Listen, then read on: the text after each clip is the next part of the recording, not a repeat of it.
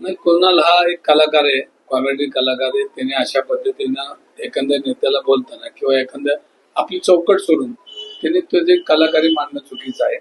एखादा नेता उपमुख्यमंत्री आहेत, या महाराष्ट्राचे मुख्यमंत्री होते आणि अशा नेत्याला आपण या पद्धतीनं डिवचणं योग्य नाही.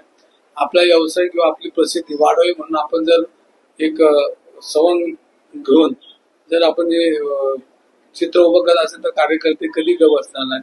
कारण आपल्या नेत्याबद्दल जर अशी मांडणी कोण करत असेल तर ज्यांच्या नेत्या कार्यकर्त्याचा नेता त्याला त्याच्याबद्दल आदर असतो आणि त्यामुळे कार्यकर्ते या पद्धतीने वागतात. त्यात त्यांची काही चूक नाही, भावना असतात कार्यकर्त्यांच्या. आणि कोणाला अशा पद्धतीने बोलू नये, करू नये.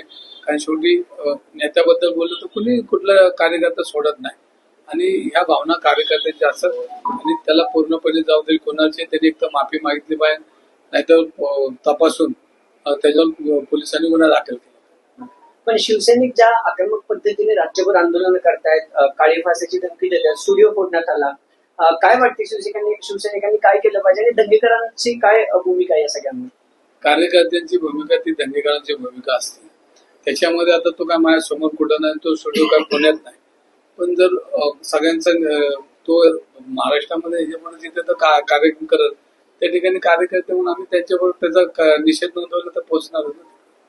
त्याच्यावरती गुन्हा दाखल व्हावा, सगळे चौकशी करून असं वाटते तुम्हाला? नाही, मी म्हणतो ना की कायदेशीर बाजू तपासून त्यावर गुन्हा दाखल केला पाहिजे आणि त्याला का करावं लागले, का त्यांनी कोणाकडनं परत तपास घेतला पाहिजे, त्यांनी कोणाकडनं सुपारी घेतली का हे पहिलं बघा.